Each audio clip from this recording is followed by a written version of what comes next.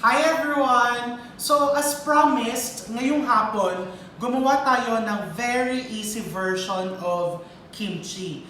Kimchi is simply fermented vegetables in Korea.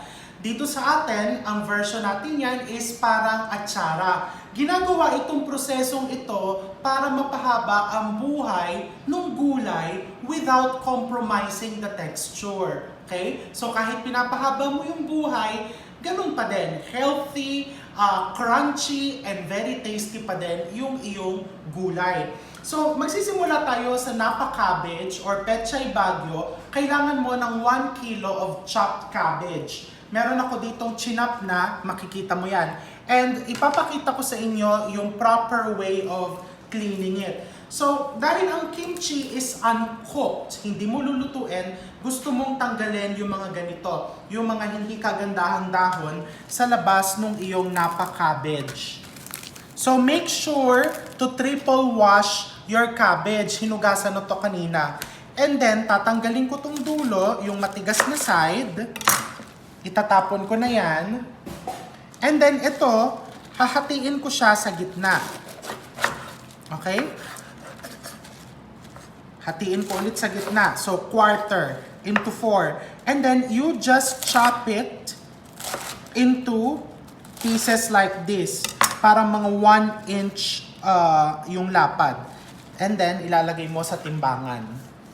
Tinitimbang ko to, kung nagtataka kayo kung bakit ko ginagawa pa na naka-exact measurement, para consistent. O, di ba? In life, mapa-kimchi pa man yan, or mapa sa dinedate mo, kailangan consistent, hindi nagbabago yung lasa, hindi nagbabago yung sweetness. O, di ba? So, kulang pa ako ng konti, so kukuha pa ako dito. Again, you take off yung mga medyo hindi kagandahang sides. Or syempre, kung marami kayo sa bahay, tapon na to. Pwede kang gumawa na ng double recipe. Okay?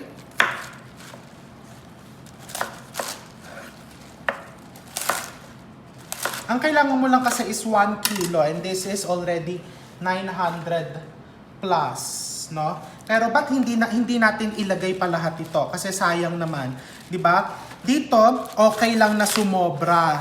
O, 'di ba? Ang kimchi making parang love.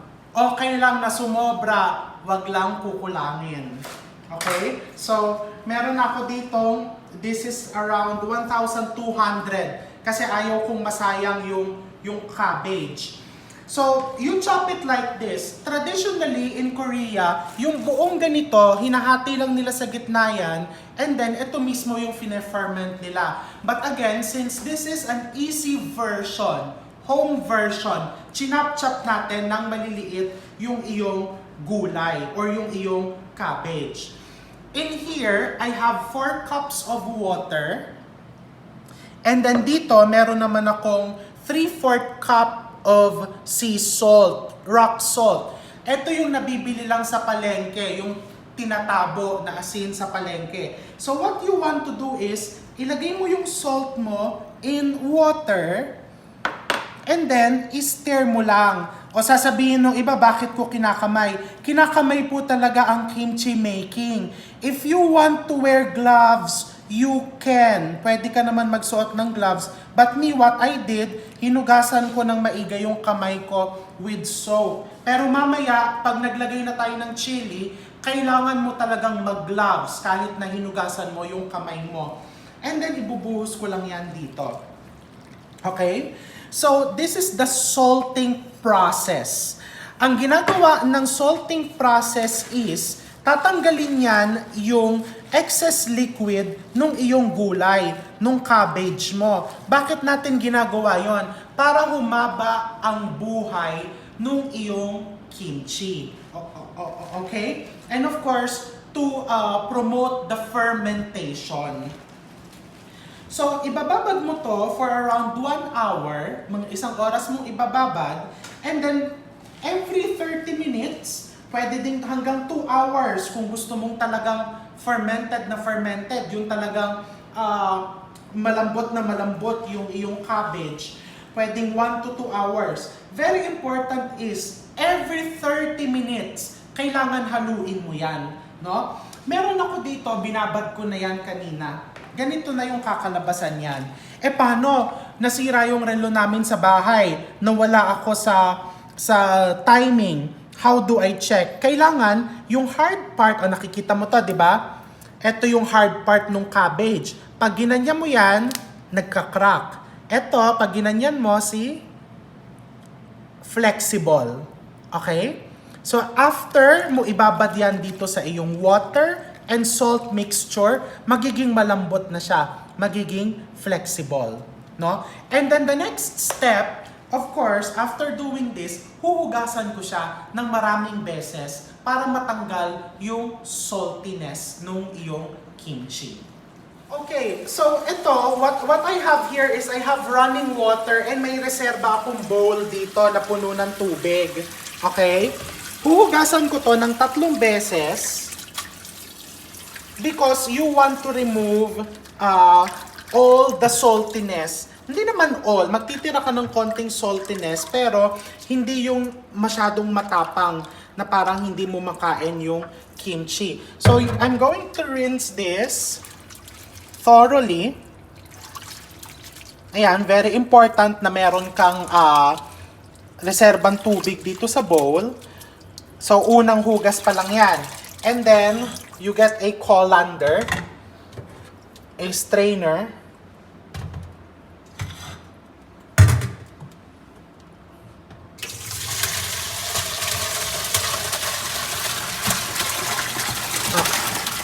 Kaya when you're making kimchi, it's important na nalinis mo, na-sanitize mo yung iyong sink. No? And then sa pangalawang hugas, pwedeng running water na lang. Look. No? Running water mo. Ako, what I do, kumukuha ko ng 1 piraso and then tinitikman ko. Kahit natapos mo na yung 3 hugas, kung naaalatan ka pa din dun sa kimchi, just keep on repeating the wash. Hugasan mo lang ng hugasan hanggang ma-achieve mo yung katamtaman lang na alat na hinahanap mo for the kimchi. Minsan up to 5 times pwede mong hugasan yan. Hindi mo kasi pwedeng i-reduce yung salt too much because mababawasan naman yung fermentation process, no? In Korea, especially in coastal area, alam niyo ba kung nanonood ka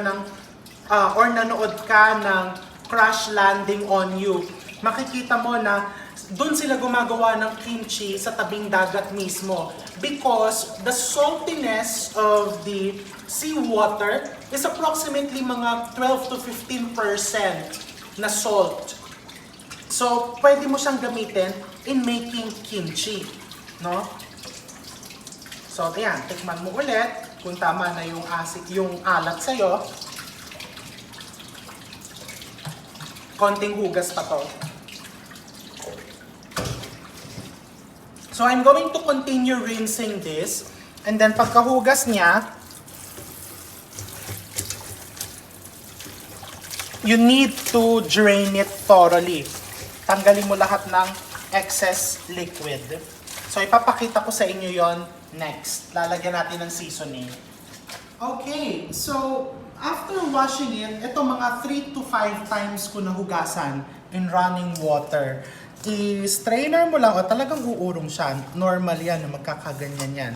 Kailangan talagang drained yung iyong cabbage. Because kapag basa-basa yan, magiging masyadong watery yung sauce mo. So now, I'm wearing gloves kasi medyo mainit sa balat yung peppers. This version that I'm going to teach you is an easy version. Kasi marami sa inyo yung humihingi ng recipe ng kimchi. Pero ang concern nila, karamihan, especially those living in the province, walang mabili na pepper flakes, the Korean pepper flakes. So what we're using is gochujang or Korean hot pepper paste. Ito, mabibili nyo yan, okay, sa supermarket. SM Supermarket, meron yan, parehong brand. Pag ganito lang yung bibilihin mo, you want to buy the red one. Kasi meron itong green and merong brown. You want to buy the red, no? So, kailangan mo ng 3/4 cup ng pepper paste. Ito yon, 3/4 cup to. Don't worry, hindi siya yung sobrang anghang na parang hindi mo pwedeng ipakain sa mga bata, no? This is very moderate. Sugar, this is 1/4 cup. Pwede mong bawasan ng konti yung sugar kung ayaw mo ng medyo on the sweet side. Pero kasi tayong mga Pinoy, mahilig tayo sa manamis-namis. This is ginger, 2 to 3 tablespoons. I'm putting 3 tablespoons because I like the flavor of ginger. Garlic, also 2 to 3 tablespoons. Vinegar, cane vinegar. The cane vinegar will add flavor and will also help with the fermentation para mas mabilis mag-ferment. Ang kimchi kasi, habang tumatagal, mas sumasarap. O, di ba? Kagaya ng sinabi ko sa inyo, parang pag-ibig yan. Dapat, habang tumatagal, mas sumasarap. Pero pag may maling proseso kang ginawa, pag minadali mo, o kaya dinaya mo, hindi magiging maayos yung fermentation process. Mapapanis yung kimchi nyo. But don't worry, because with the sugar, with the addition of sugar, no, mas humahaba yan ang buhay. Diba? Sweetness is the key. And then you just put your cabbage. And then, maglalagay ako ng carrots. This is spring onions. This is singkamas. Singkamas yan. Ito walang sukat. Tinansya-tansya ko lang yan. And then this is shiitake mushrooms. Meron tayong more than 100 or 1,000 pala, not 100 variations of kimchi. Hindi lang yung cabbage and gulay. Actually, kung anong available na gulay ang gusto mong ilagay, pwede mong ilagay dyan. No problem at all. Okay? And then you need to mix it with love. Gentle but sure. Kasi baka naman madurog yung iyong vegetables. And then as you ferment it, magtutubig pa yan. It's best eaten the following day. So what you want to do is, iiwanan mo sa labas, wag mo munang i-refrigerate yung iyong kimchi. No? Pagkagawa mo nito, you transfer it in containers, and then, iwan mo lang at room temperature. Because the room temperature or the warm temperature will help with the fermentation. Fasten the fermentation of your kimchi. Okay? Ayan, nafe-feel ko siya as you stir it, medyo nagtutubig na siya. Diba?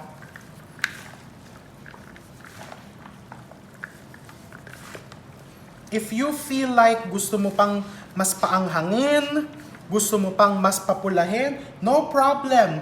Magdagdag ka lang nito.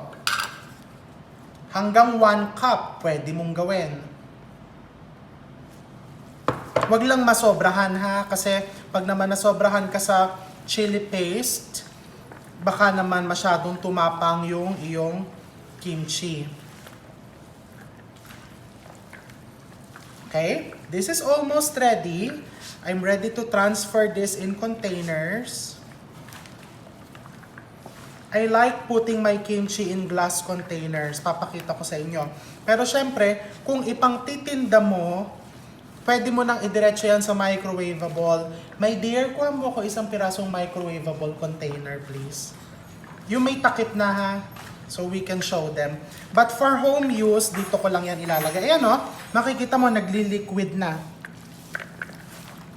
Nagdagdag ako ng chili paste ha, mga 1/4 cup, because I feel like mukhang naparami yung nilagay kong supplemental vegetables compared dun sa ginawa ko kanina nung tinetest ko yung recipe. And then of course, you can always try it.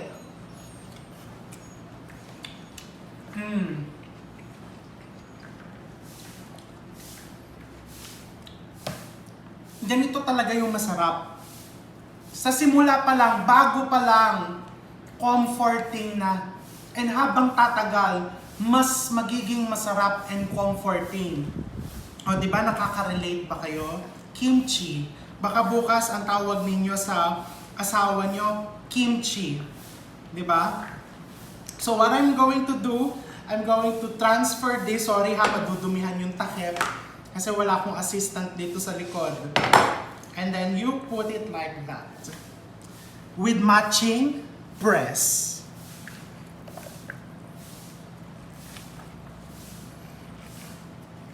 Pine-press mo yan so that all the flavors ay mako-compress mo lang dito sa iyong mixture. Bukas makikita mo, or mamaya lang, after 30 minutes, makikita mo magtutubig na yung sides niyan. Pangbenta, lagay mo na sa microwavable container, press.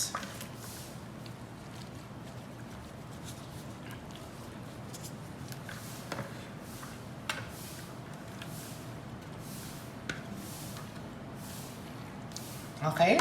And then you cover it, you leave it at room temperature overnight or up to 3 days. Pupunasan ko na lang ito mamaya just to show you, no? Or after 2 to 3 days at room temperature, pag binuksan mo yan, makikita mo nagbabubbles ng konti and well fermented yung amoy. But me personally, iniiwan ko lang yan overnight. Especially ngayong medyo mainit ang panahon, mabilis yung fermentation. After overnight, ilipat mo na sa refrigerator and then tatagal na yan doon for several months. Okay? So that is our kimchi. And then of course, papayag ba naman ako na walang kapartner yan? 'Di ba? Hindi pwede yung nag-iisa. Kailangan may kapartner. So next, I'm going to show you how to prepare a good Korean barbecue. So, syempre, pag gumawa ka ng kimchi, kailangan may papartneran ka, no? So, I'm going to show you a very simple marinade for your Korean barbecue or for samgyup, di ba? Napakasimple. First, may kodigo ko para hindi magkamali. You need 1/4 cup of good soy sauce. So, whenever I'm cooking Korean or Japanese food, I make sure that I'm going to use Korean or Japanese soy sauce too para ma-maintain yung authenticity. So, you can choose your brands in the supermarket. Madami na tayong available na Japanese soy sauce like Kikkoman and other brands that you can buy. So, I'm using Kikkoman low sodium soy sauce. Nilalagay ko na yan dito sa aking container kung saan ko imamarinade. And then, you want to put 1 teaspoon of grated ginger para matanggal. Kasi di ba minsan, especially kapag pork ang niluluto mo, meron minsan na off smell or may amoy yung baboy. So, to help remove or get rid of that smell, pwede kang maglagay ng konting ginger. Worcestershire sauce, I'm using Leia and Perrins brand, 1 teaspoon as well. Brown sugar, 1 tablespoon. Huwag na kayo maglista ng recipe ha, kasi ipopost ko din yung recipe niyan. And then garlic, 1 tablespoon of garlic. And then I'm going to show you a secret. Because fermented foods such as kimchi, as acidic yan, no? So, pero in a good way. If you put around 2 tablespoons of the kimchi water, it will add flavor and also a natural tenderizer. I'm putting 3 tablespoons. Ito yung kimchi na ginawa ko kaninang umaga. Kaninang umaga ko ginawa yan. Makikita mo yan, no? Magli-liquid. Hindi ko pa siya pinapasok sa ref because I want it to ferment. Pero kung makikita mo, puno yan. Kinain ko na kanina yung kinain na namin for lunch. So, yun yung secret ingredient natin dito ha. We've added 3 tablespoons of kimchi water or the kimchi brine, yung liquid ng kimchi. And then, ilagay mo dito yung iyong meats. Kasya tong pang marinade na to for around 1 kilo. Pwede 1 kilo. Of course, pwede ding chicken. Hindi ka limited to using just pork. You cover it, and then you're just going to shake it. Normally kasi, di ba, ziplock ang ginagamit. Pero kasi, sayang ang ziplock. Ayan, you just rest it overnight. Or kung talagang hindi mo na kayang maghintay, pwede mo ng mga 1 hour to 30 minutes. O yan. So hanggat hindi pa kayo lumalabas ng bahay, natatakot ka pang mag-time in, pwede kang gumawa ng sarili mong samgyup selection sa inyong bahay. So pagkatapos naman nito, ituturo ko naman sa inyo kung paano gumawa ng isa pang kapartner, Korean beef stew. Okay, so para kumpleto na, wala na kayong itatanong pa sa akin, ano bang pwede i-partner namin dito, pwedeng i-partner dyan. Gawin na din natin itong Korean beef stew, no? So dito sa aking kaserola, meron ako ditong 1 kilo of beef. Brisket yan. Actually, ang magandang cut na gamitin is yung beef ribs. Yun yung niluto ko kahapon, beef ribs. No? Pero since ang meron ako sa freezer, brisket, pwede din naman, walang problema. Basta any cut na palambutin. No? So this is approximately 1 kilo or more than a kilo. Nagre-range doon. Maganda may konting fats to keep the beef moist. You're going to put here sliced onions, half a cup. Mga 2 pirasong onions. Garlic, 1 tablespoon of garlic. Minced garlic. Napakadali lang pong gawin ito. Soy sauce, 1/3 cup of soy sauce. Hindi mo kailangan gumamit ng Japanese soy sauce. I'm just using yung mga local brands of soy sauce here. Sugar, brown sugar, 1/3 cup. Yung sugar and soy sauce, pwede mo pang dagdagan yan mamaya kung if ever makulangan ka sa alat and sa tamis. Black peppercorns. That's half a teaspoon. Half a teaspoon of star anise. And 2 pieces of bay leaf. Ayan. 3 pieces kasi maliit yung 2. 1 piece of broth cube. Beef broth cube. And then water. 4 to 5 cups of water. Lagay muna ako ng 4 cups. Tapos mamaya dadagdagan natin yan habang natutuyo. No? Takpan mo lang, and then you turn on the fire or the flame, you stew it for 1 to 2 hours or hanggang malambot na yung beef. Iwasan mo na ilagay sa malakas na apoy. So papakita ko sa inyo yung ideal flame. Ganyan lang, no? Mahinang apoy lang. Pero of course, sa simula ilalakas mo yan para kumulo yung iyong stew. Pero habang kumukulo na yan, you just braise it or you just simmer it over low flame. Kasi pag malakas yung apoy mo, uurong yung karne mo. Makikita mo, ay, bakit sobrang laki nung karne ko, biglang lumiit. And isa pa, there will be too much moisture loss. Sabaw yan eh. This is considered as a soup or ulam na masabaw. Pero pag sobrang lakas ng apoy mo, chances are matutuyot yung iyong niluluto. Kung wala kang 2 to 3 hours na paghihintay para lumambot yung beef, you can use a pressure cooker. Sa pressure cooker, 45 minutes lang po. Okay, so the choice is yours. Sa pressure cooker lang, kailangan at the end, maglagay ka ng konting salt. Kasi mapapansin mo, since it's pressurized, medyo hindi malasang-malasa yung soup. Dito kasi, magkakaroon ng konting liquid evaporation, kaya nare-reduce yung lasa ng iyong soup. Okay? So, iiwan natin yan dito. So, mag-Korean barbecue na tayo. Samgyup. I'm going to teach you some techniques, tips, kung paano maging mas masarap ang inyong stovetop barbecue. First, hindi naman ito requirement, no? Tips lang to. You want to invest on a good cast iron. This is a cast iron pan or a cast iron skillet. Ang cast iron, ang kagandahan sa kanya is the heat retention and heat distribution. Ibig sabihin, kahit yung apoy ng kalan mo nasa gitna, ayan no, nakikita mo no, kumakalat talaga yan evenly. So, the heat distribution is so well that all sides of whatever you're cooking, pantay-pantay, naluluto. And hanggang loob. lutong-luto talaga without burning it. Yun ang kagandahan sa cast iron. Alam ko yung sunod na tanong nyo, saan ka bumibili ng cast iron? Anong tatak ng cast iron mo? So, nung medyo hindi pa ako ready, syempre, practical lang ako. Ganito yung cast iron ko, walang label. O, di ba? Pag hindi ka pa ready, okay na yung wala kayong label. Binili ko lang to sa Landmark, parang 500 to 600 pesos. Matibay din siya, and tatagal din siya, basta alagaan mo lang.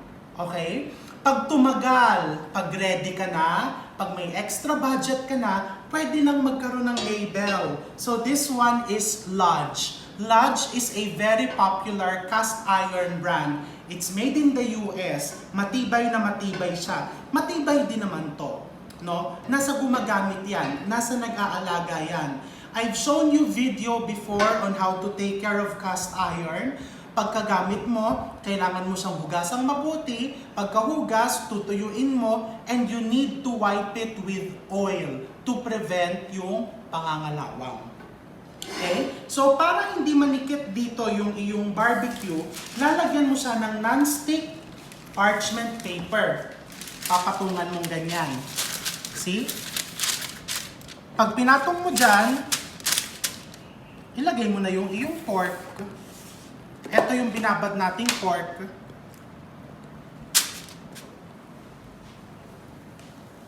Ang naririnig mo, nagsisizzle. So yan, pwede kang bumibili ka ng butane gas. O, diba? So, you're just heating it like that. And then, syempre, para may kapartner yan, gawin na nating complete meal. I'm going to show you how to make kimchi fried rice. Very, very easy. I'm going to turn on the flame. Pinakamalakas na apoy. Oops. Oh, you want to be careful. Dapat ginugupit yan. Okay. Yan. High flame.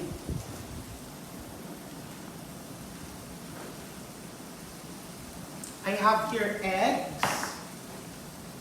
I have here oil. And of course, your kimchi. No? I'm going to oil my pan.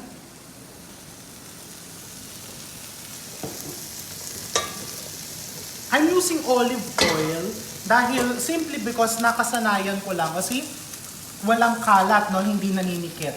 Dahil nakasanayan ko lang gumamit ng olive oil. Alam ko sasabihin ng iba hindi dapat gumamit for Asian cooking. Yes, that might be true. Pero ako kasi it gives me confidence in the kitchen when I use this. So kung ayaw mo ng olive oil, you can also use vegetable oil or kahit anong klaseng oil na makakapagpasaya sa'yo. Doon ka. Okay? And then you put eggs.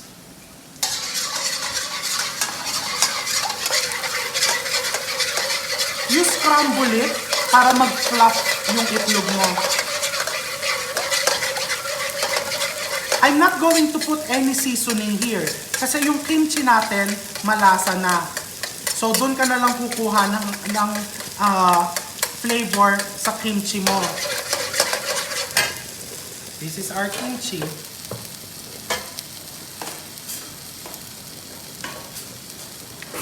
In Korea, they use this wooden, pang sandok ng kimchi.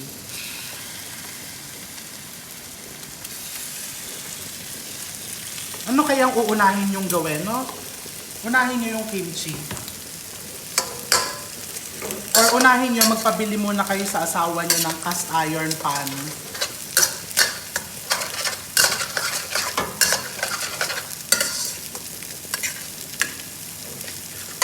Let's check this. Not yet.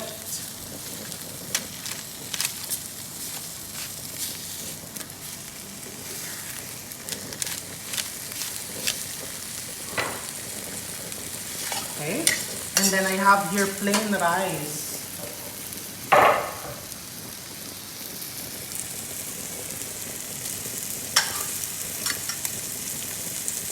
Ready talaga ako, no? May ganito ko, kumpleto.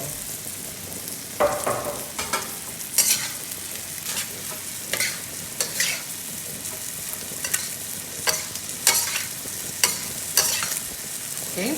So, it's important that you have basic knowledge. Kasi out of simple ingredients or simple recipes na alam mong gawin, makakagawa ka ng actually a complete meal that would really impress your family. And higit sa lahat, pwede mo nang ipang negosyo. Or pwede mo nang gamitin sa iyong negosyo. Walang amount yung kimchi. No? Maglagay ka hanggat ganong kadami yung gusto mo and hanggat ganong kadami yung kayang i-absorb nung iyong mixture. Okay? It smells so good.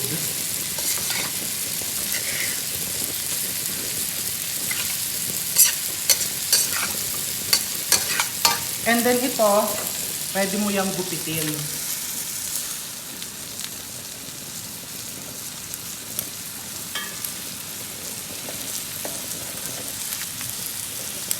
Diba? I gave you a sample.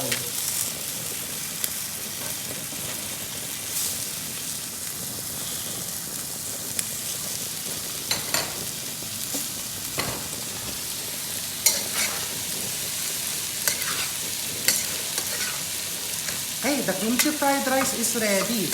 And just like any Korean dish, paano magpapasarap dyan? Sesame oil. Ang sesame oil, hindi po natin nilalagay habang nagluluto. Nilalagay natin ang sesame oil as a topping or as a dressing. Kasi pag ginamit mo sa pagluluto ang sesame oil, pumapait po siya. So katulad nito, natapos nang lutuin yung kimchi, mag-sesame oil. If you can follow me here, marami akong klaseng sesame oil na ginagamit. No? So, meron ako ito, toasted sesame oil. This is Good Life sesame oil. You can buy from the grocery store. It's very good. I have Likom Key sesame oil. Iba't ibang brands. I try different brands because I really want to know. So today, anong gagamitin natin? Let's try this. Sesame oil that is toasted. Maglagay ka lang ng konti, yan. And then, you will see na talagang amoy na amoy. Ooh, look at this.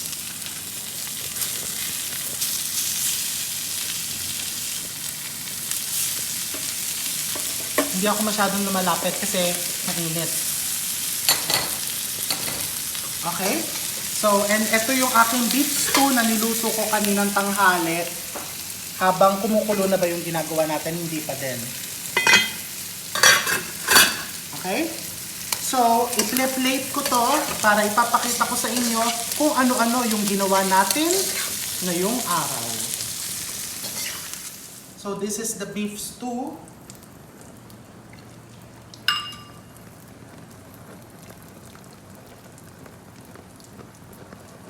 Okay? You want to top it with sesame seeds, spring onions, and sesame oil.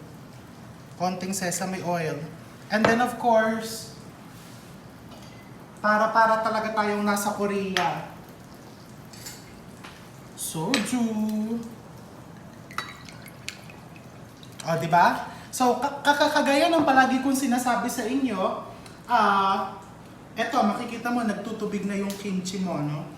Basta alam mo yung basic, makikita mo yan, no? Hindi mo na kailangan magpunta pa sa restaurant sa panahon ngayon. Pwede mong gawin sa sarili mong bahay yan. Your pork, your kimchi, diba? Oh.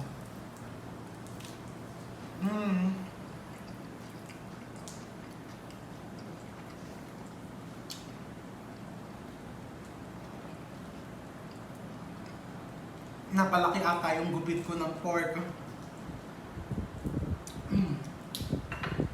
This is the fried rice. your kimchi fried rice, which is very delicious too. And the beef stew. Makikita mo, no? How tender it is. Aaminin ko sa inyo, no?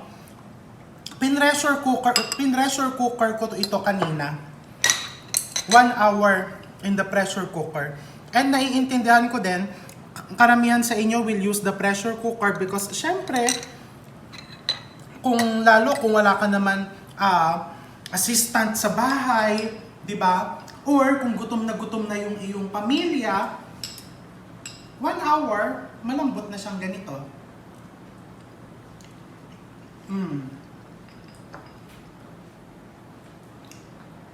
So, ano pang hinihintay ninyo? Bukas, mamili na kayo or umorder na kayo sa inyong Angkas or Lalamove, Lalafood ng mga ingredients. And of course, as usual, I tried to make the ingredients straightforward, yung kayang-kaya ninyong bilhin sa supermarket para hindi na kayo ma-stress. Because life is meant for happiness and enjoyment, especially in the kitchen and with your loved ones. So I wish you a very beautiful Father's Day week. Stay safe, stay at home pa rin. Tulong-tulong tayo na ma-flatten ang curve. And wherever you are in the world, I'm sending you love from my kitchen. See you again next time and cheers! Nabubulol na ako. Konti pa lang ang naiinom ko nito. And by the way, the peach is very, very delicious. See you again